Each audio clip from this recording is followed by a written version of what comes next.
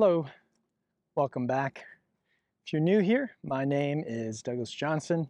I am a certified yoga teacher at the advanced 500-hour level. I am an ordained minister. I am a musician and kirtan artist, amongst other things. And today I wanted to talk about the right relationship with music. Before I do that, however, as usual, I do want to thank the community that makes these talks possible, which are my patrons over on the Patreon platform. So they contribute monthly and they allow me to take the time and resources to present these humble talks without a paywall in the hopes that they will be able to help somebody out there. So if you feel moved to join that community, please do check out the links below. Okay, so music. We all are familiar with it, right? We all live with it. We all know what it is. And we might think we know what it is and what its place is in our life. And some of what I say today you may not like or you may not agree with. That's okay. I'm not really here to convince anyone or anything of anything. I'm also definitely not trying to make anyone feel bad or guilty. So some of these things I point out, I might be drawing some comparisons that make people feel icky or they don't like the comparison I'm making. But I'm doing it for a point, and I actually think they are apt. I actually think they're accurate, or else I wouldn't draw the parallels there. But music, most of us see it as a nice extra. We see it as entertainment. We see it as something that, well, if I feel like lifting my mood, I'll throw on some music. Very few of us see it as like an essential to human life. And indeed, maybe it's not. Maybe we can survive with just food, water, and shelter. But did you know that some of the earliest artifacts they find of human beings like us are musical instruments like bone flutes? So what this tells us is music has always been with us, even when we were basically living at one with nature and we didn't have cities or agriculture or technology. We still made music. So somehow this is very key to being human, making music. Now, what does that have to do with you and me? What does that have to do with this talk? Well, I can't speak for everybody, but I can speak for myself, and I also can see what is happening around me. Generally, if you grew up in the West like I did, in most Western cultures anyway, again, there's always an exception to every rule, right? So again, maybe you live in that Western country, that's an exception. But most of us that grow up in the modern West or even modern industrialized society, we grow up with this relationship with music where we consume music. And very often when we try and make music, we find that what we're making pales so far in comparison to what we're consuming that it just doesn't even seem, it's like, why bother? Why bother, right? What we're consuming is so perfect. It's so amazing. The people making it are so talented. We can't hold a candle to them. So why bother? So many of us will play music in school. I don't know if they're still cutting out music programs in schools, but for a while there was a lot of talk about schools cutting back on music and things like that. For many of us, that was a requirement, right? We had to go to choir or we had to play an instrument in the band. So we did it. We were almost forced to do it. But as soon as that requirement goes away, I'd say probably the vast majority of people in the modern West, they will stop playing an instrument. especially once you enter the workforce and you have a job. It's only those who really somehow were touched in a deeper way by music and they don't feel like they can put it away or put it down. They will continue to play. And some of those people become professional or semi-professional musicians. Others, they might be amateur musicians, but we still might consider them like our musician friends. We know that they play music, but the vast majority of us, we don't play music. All right, I'm a musician. I know many musicians, and most of the people I know don't play music. So my musician friends are in the minority, and then most of the people I know, they simply don't make music. Okay. Now, I would argue, based on some research that I've done, I haven't done a ton, but again, things like that bone flute and a book I read about the history of music and other things like This Is Your Brain on Music, other books like that, and some of the science that's coming out, I would argue that this relationship that we have in the West with music is not a healthy one. And I think that's important because what we're learning through some of the science is music seems to have a very huge impact on us as human beings. So it can actually be used instead of painkillers in certain instances. I have a surgeon friend, and she was saying how it is the same.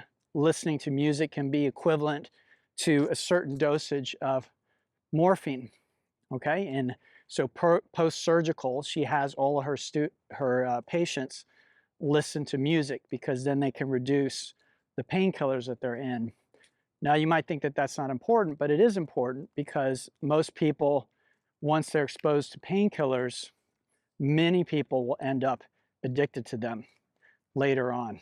It's like, I think if you go through 2 or 3 surgeries, your chances of getting addicted to opioids skyrockets. So it's serious business, like reducing pain. Okay, so music can reduce pain. Okay, singing, there have been other studies that show that singing improves immune function. Making music stimulates the brain in a unique way that nothing else does, not drawing or architecture or dancing. These may stimulate the brain in other ways, but music lights up the whole brain. Even when you listen to it, but when you make it, it's on a whole nother level. Singing creates a sense of community. So the first point I'm trying to make here is that music is like medicine. Music is something that we can use if we bring it into our life and we interact with it in the right way. It actually is like medicine. We can use it for health. We can use it for well-being. Now, some people might say, well, I just don't like music, or I don't feel like playing music. Okay, that's not really any different than someone saying that I don't like running, but I know running is good for me, so I'm going to run. Or I don't like working out, but I know working out is good for me, so I'm going to work out. A lot of my message that I try and get across to people is we need to make choices as adults that are good for us, that go beyond just, I like this, I don't like this. Now, if you think that's not related with yoga, you're incorrect. In the Yoga Sutras of Patanjali, he says that in order for us to really achieve what yoga is after, we need to let go of raga and devesha. So raga are our likes, and devesha are things we don't like, our dislikes. And so he's saying right there, to walk this spiritual path, to achieve health and well-being, we need to put these things aside. And I think there's not a mistake that he said that. This is exactly what I'm saying. You say, oh, well, I just don't really like me. I don't really feel like singing. It just doesn't draw me in. Okay. But we have the science now showing the benefits. So maybe you put aside your personal, well, I just don't really feel like it, I don't really like it, whatever it is, and you actually take time to engage with music, okay? So I think this is a really important first point that I'm trying to make. In our culture, most of us are consumers of music. Our ancestors were makers of music, even the ones that were not professional. Okay, so again, if you went home for Christmas, back in the day, everyone would gather around a guitar or a piano, and you would sing your favorite Christmas carols with your family. Everyone would sing, okay? Everyone would take part. Maybe there'd even be multiple instruments there, okay? Now, I'm sure it didn't sound great. That is besides the point. And actually, this brings us to another point of mine that I will make in a moment. But again, comparing what we're doing to a professional or someone who spends all of their time or feels really called to refine music is the wrong comparison to make. So think of it this way. Certain people win medals and essentially have their career off how fast or how well they can run. Okay, does that mean that none of us should run? Does that mean that none of us can run? Does that mean it's not healthy for the rest of us to run? Just because someone is an Olympic athlete and they get medals and they get accolades for running, does that mean none of the rest of us have access to that because someone is achieving at that high level?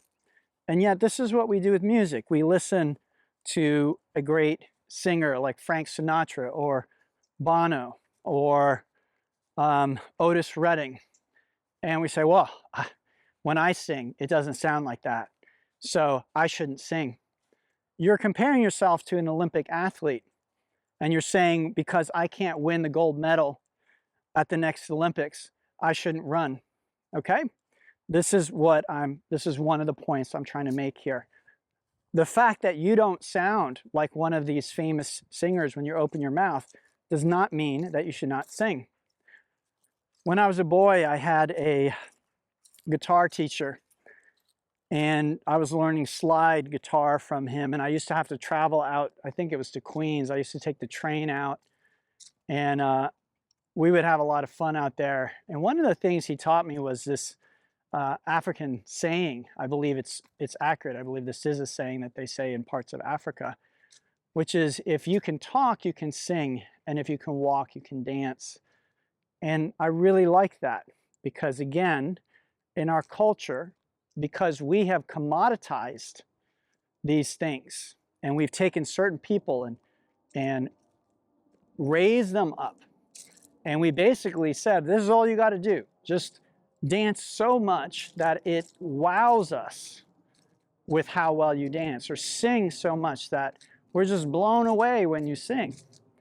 Then the rest of us feel like, well, I listen to the difference or look at the difference. I can't do that. So I guess I don't have a good voice, so I'm just not going to sing. This is, in my opinion, and that's all I'm giving you here, my perspective, my opinion, but it's a informed one. It's not a knee-jerk out of nowhere. I've lived with music my whole life. I've been making music my whole life. And this is related again with spirituality, because what you find in every spiritual tradition, there's music. There's a reason for that, okay? So our relationship, most of us, is I consume music.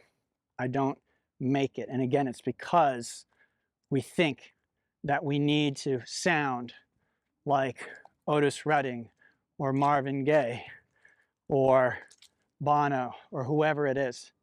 We don't. We can't. Okay? And just because I can't run a 4-minute mile, it does not mean that running is not good for me. Same with yoga. Just because I can't get both legs behind my head, that does not mean I'm bad at yoga. That does not mean that yoga can't benefit me. Do you understand? Music can benefit you if you are willing to interact with it in a new way. Now, I'm not saying that listening to music has no place or singing along the radio has no place, but I hope I'll make the argument that you should have a more involved relationship with music than that, okay? So I'm going to continue now. All right, the next point that I would like to make is that in our culture, we have certain things that take a natural drive and a natural relationship and pervert it, okay, and to our detriment, to the detriment of our health. So one of those things is what is called ultra-processed foods, okay? These are foods that are essentially designed in a lab and they're made in a factory. They may take natural ingredients. In fact, some ultra-processed foods might claim to be actually good for you. But what they're doing is they're taking lots of things, mashing it up, and then they're putting a flavor on it that to our senses, tell our senses like this is the best tasting thing ever. And what our senses are telling us is this is something we need to survive. That's why it tastes so good. It's like it's just hitting the right spot. And so our bodies are reacting, oh my God, this tastes so amazing.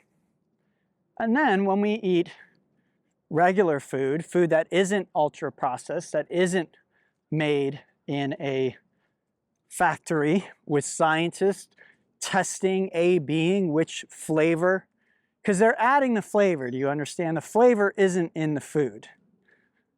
The flavor is being added to this kind of food. So when you go to a fast food restaurant and you order a burger and you eat the burger and it smells and tastes like it was grilled, and it smells like and tastes like it has certain qualities to it, that has been added. It's like overlaid on top of the ingredients. So your senses have been fooled. They're telling you, oh, this is the most nutritious, wonderful burger ever. And it may not even be beef. You don't know what's in there, to be honest with you. But regardless of that, you're being fooled. This has been something that's been engineered, these ultra-processed foods. And what they're showing in scientific studies is that people who consume more ultra-processed foods are less healthy, okay? So I think this is what we have with music. Most of us, our relationship with music is recorded music.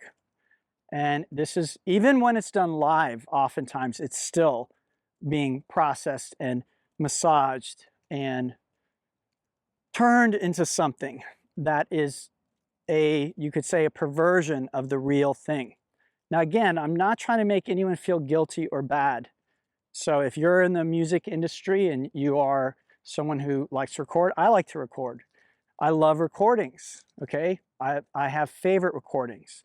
So again, you need to really try and understand the point I'm trying to make here. I'm not trying to make anyone feel guilty or bad or say that all recorded music belongs in the trash or anything like that. I am saying that I think we need to reconnect with not just live music, because again, what we consider live music today is it's something very new. This idea of going to a stadium or a giant theater to consume music there, because again, we're very much consuming the music. Rather, going to our friend's house and pulling out a guitar. And again, it's going to be raw. It's not going to sound as good as the recording or the live concert. It's probably not going to feel the same, okay? But it's like a homemade meal. Now, some people naturally like homemade meals. Some people naturally like raw, music that's made in someone's backyard. But for a lot of people, it just doesn't sound as good, doesn't tick the same boxes. And it's understandable because in general, the recording process and the live music making process of a international act, they do a lot of things to massage what's happening and what comes out of the speakers and what you hear. I'm not saying it's fake exactly, but I'm saying it's massaged. It is very much has a lot of makeup on, if you will. It's not necessarily a true representation of if you were in the room with these individuals and there weren't speakers between you and them. Now, I'm not saying anyone's faking or anyone's auto-tuning or whatever. That does happen too. But it's just in general, it's something that it sounds better, and so we do it. Just like with ultra-processed food, right? The companies that do this, you can't really blame them because they're trying to sell food. That is their job, not to make you healthy. Maybe they're concerned about your health, but maybe not. Many of them aren't. Many of them just want to sell more food. But regardless, you can't blame them for trying to make it taste better. Likewise, you can't blame a musician for wanting to spruce up what they're doing and make it sound better, make it more appealing to you, even though it's not really representing the raw sound, the connection that is there, okay? So another analogy I want to draw is with pornography. Now, I know half or more of my audience isn't going to relate because very often pornography is something that it seems that mostly men consume. But maybe if you're a woman, maybe we could talk about something like a romance novel or something like that. This fantasy of, 50 Shades of Grey or something like that, this fantasy that we can have of the opposite sex or interacting with the opposite sex. I know as a man that as pornography has gotten more and more high definition and more available, it's become a real problem for a lot of boys and men. It's caused problems with erectile dysfunction, with libido, sex drive, just their sex lives, expectations. And again, I think we can see a theme here that what's happening with pornography, and this has been said by pornographers and people in the industry, it's not a real representation of human sex and human sexuality. Nothing about it is real. But if you grow up consuming that, and then when a real human is in your bed with you, and you're trying to interact with them, and you're comparing this fantasy of, again, maybe it's a romance novel if you're a woman, of, vampires, or I don't know what. Again, a billionaire who's, a dominating billionaire, or whatever it is our fantasy might be. Reality can't keep up. Reality is reality. It doesn't look like that. And again, I don't want to make anyone feel bad for fantasizing or we've had fantasy and we've had erotica and we've had all of these things around for a long time. But I think recently things have shifted. It's very often about how much, how far. This is what I find.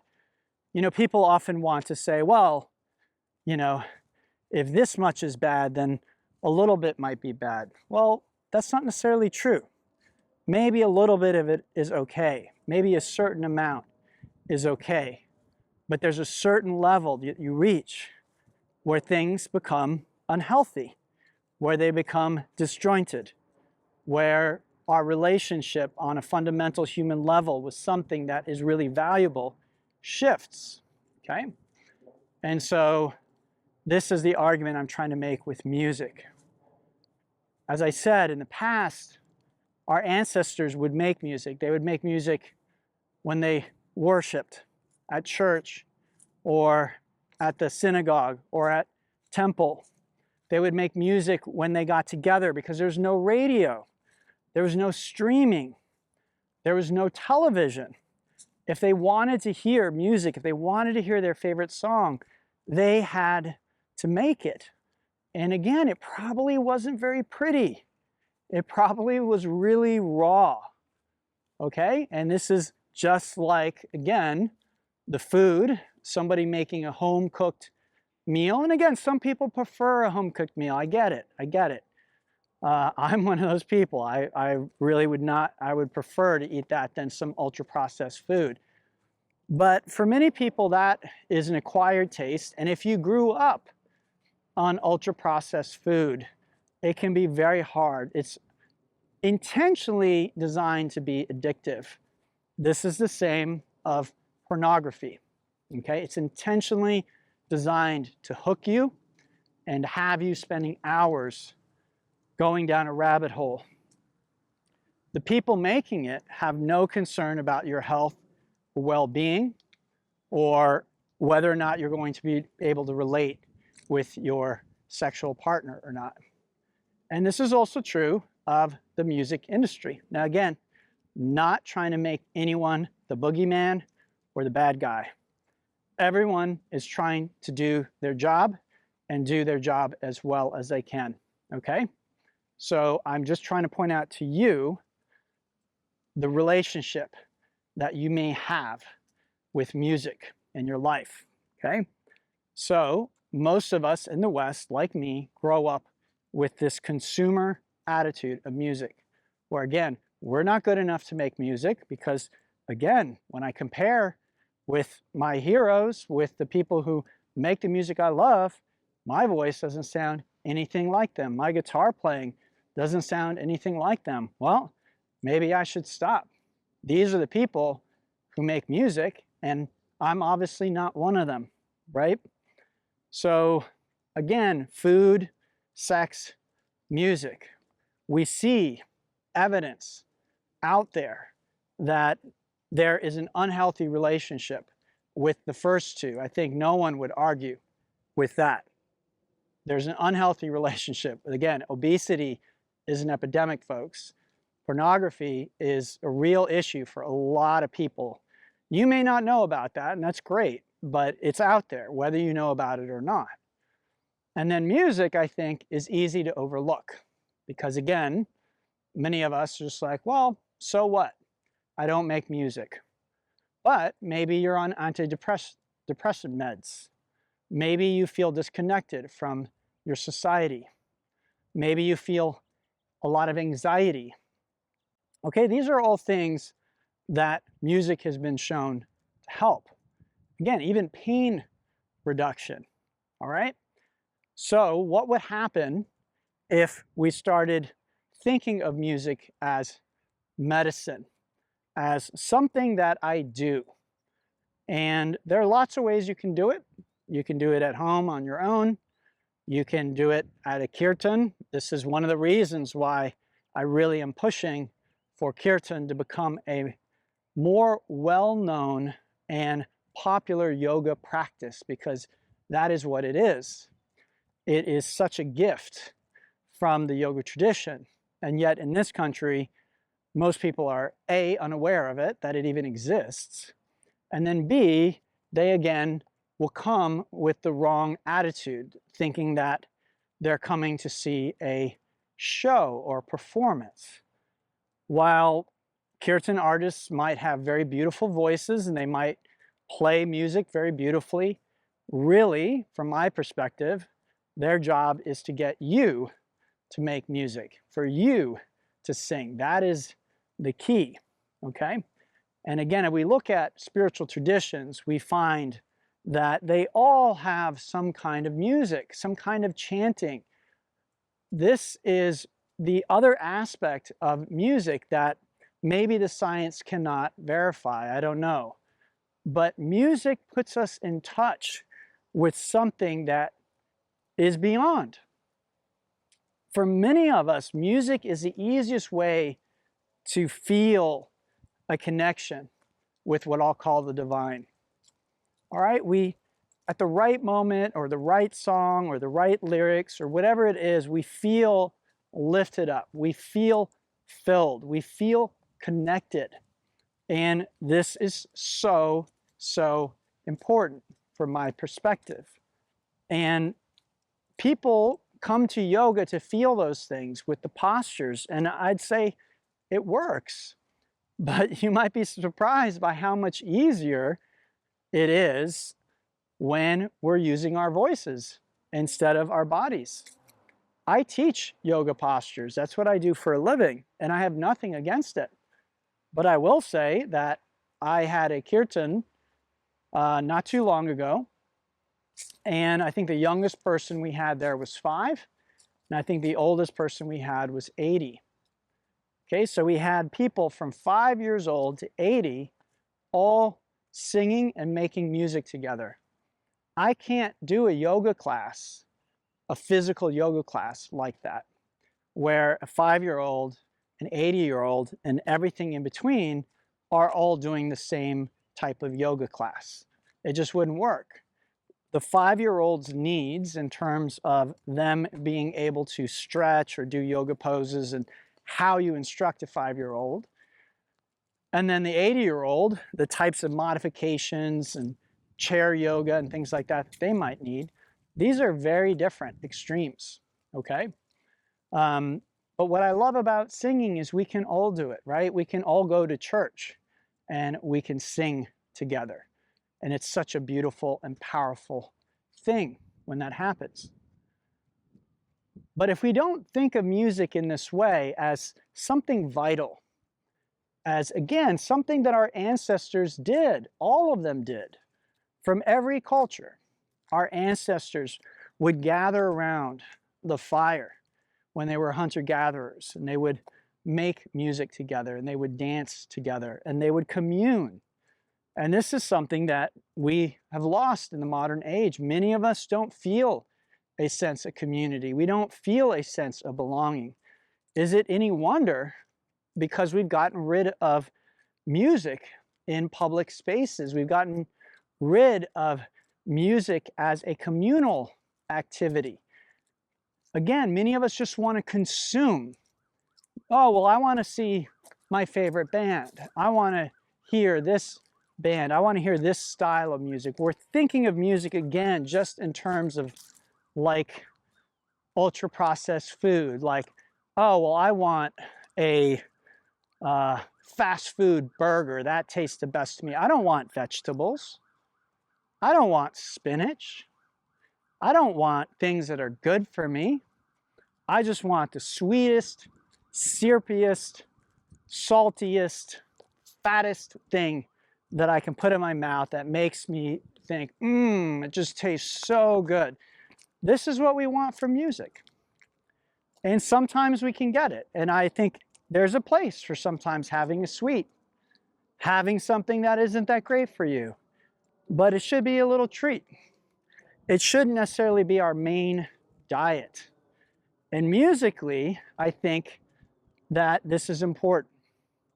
If we start to shift how we see music and how we interact with it, even though we may not be the best musician, we pull out the guitar or the piano and we gather our children around, and we, after dinner, we gather around the fire and we sing like they would have done.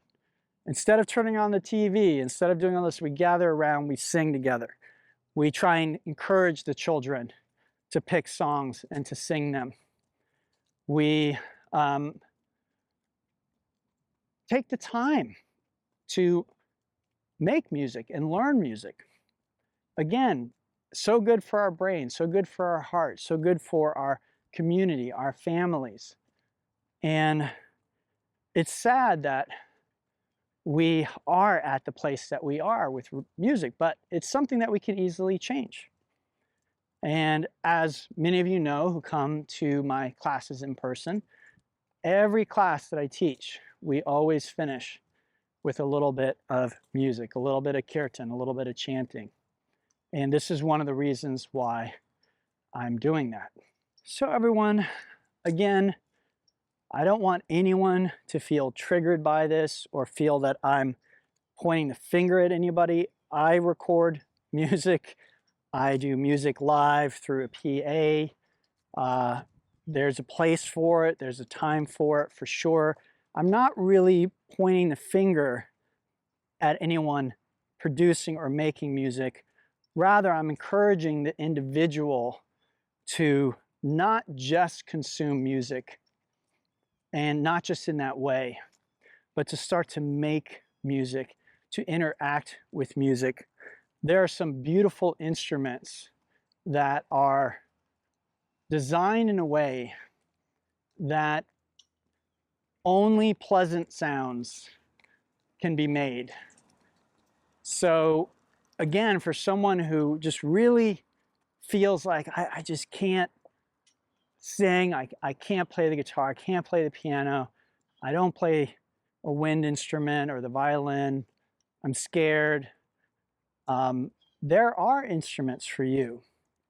Even if it's just sitting and listening to the tones, things like a tongue drum will have a limited number of notes that you can play and interact with. Something like a drum, a very simple drum that you can just hit and feel the vibrations of. Again, they're beautiful mantras, very simple mantras that one can learn. The harmonium is not a particularly difficult instrument if you want to start learning to sing and you're afraid about learning the guitar.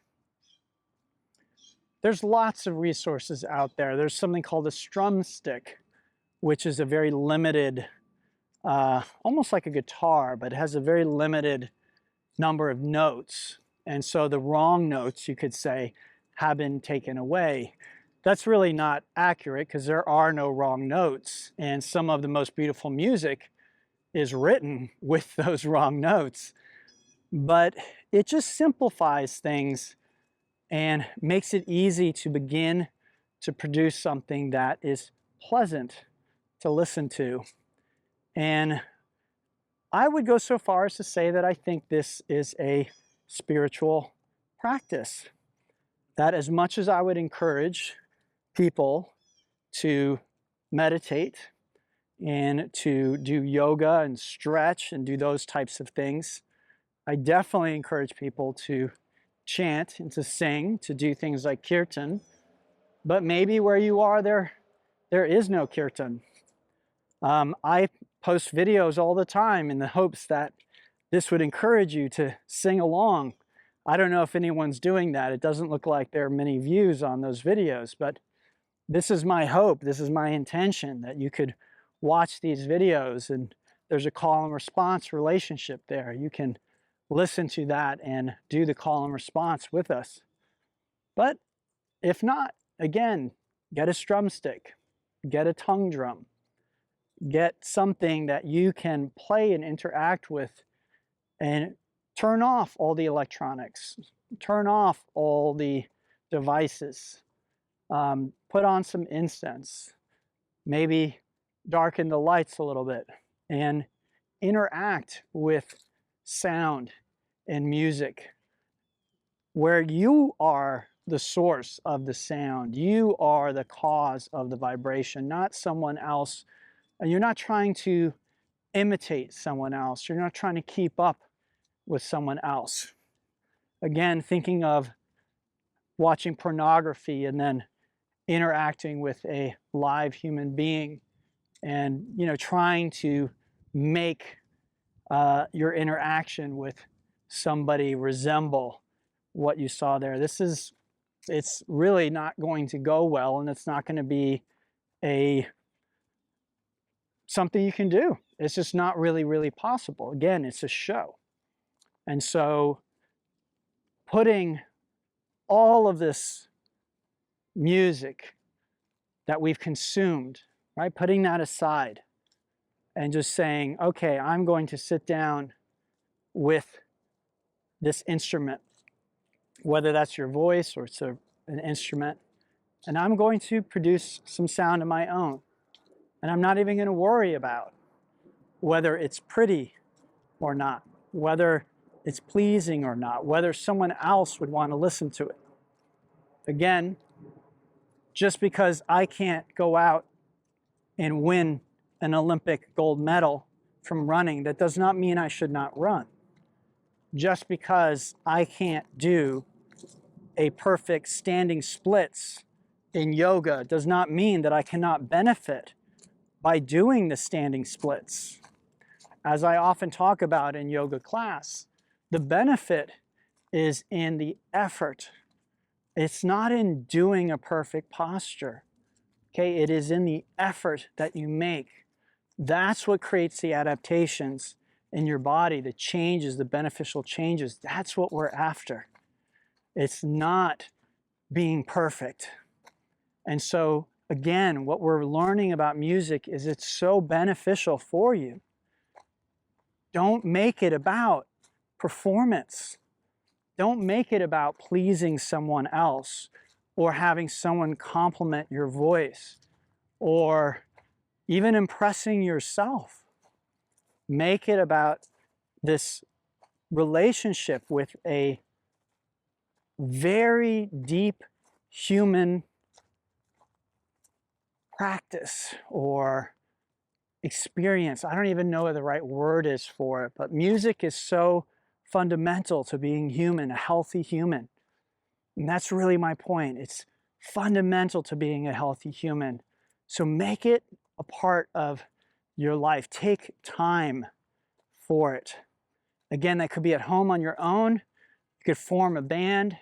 Hopefully there are kirtans where you live that you can go and attend. But it really, really is something that I would not underestimate the power of music. Before I leave, I'm going to share with you a brief story.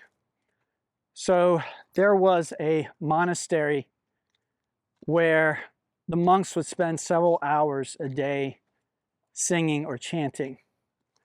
And one day there was a new pope or a new official high up in the church, and they decided, no, these monks need to be spending more time working and doing other things, not singing all day. So we're going to cut out all this chanting and singing that they've been doing. Well, very soon after that, many of the monks began getting sick.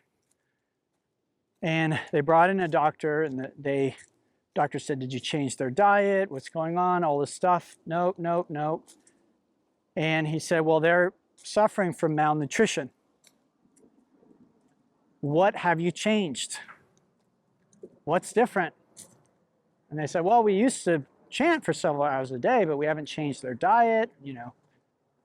And he said, okay, well, why don't you try doing the chanting again? They did, and the monks got better. All right, this is a true documented story, so this is not a fable or something I'm making up, okay? Somehow, the chanting was making up for the fact that these monks were not eating a balanced diet. They were not getting the nutrition they needed from their diet. Somehow, chanting, singing was enough to compensate, to make up for that. How? I don't know. But I think many of us can sense that there's a power in music. And again, many of us think that that's just about entertainment or feeling, you know, excitement at a show. But what I'm trying to get across here is it's more than that. Music has a power that you really can't imagine. And the only way I think you're really going to experience the depth of that is, again, to begin to develop your own relationship with music outside of consuming it. So be a maker of music, not just a consumer. It's okay to consume music. I do. I love consuming music, but I also take time to make music. And it's not as pretty as the music I consume. It's not as beautiful. It doesn't shine as perfectly, and that's okay. And I think that's the reality of music for the vast majority of us. A few of us can get paid to do it, and that's wonderful. And I love that for the people that can. But for the rest of us, that does not mean that we don't have a right to open our mouths and sing, or to pick up our instruments and to make a racket. And it's okay if no one wants to hear it.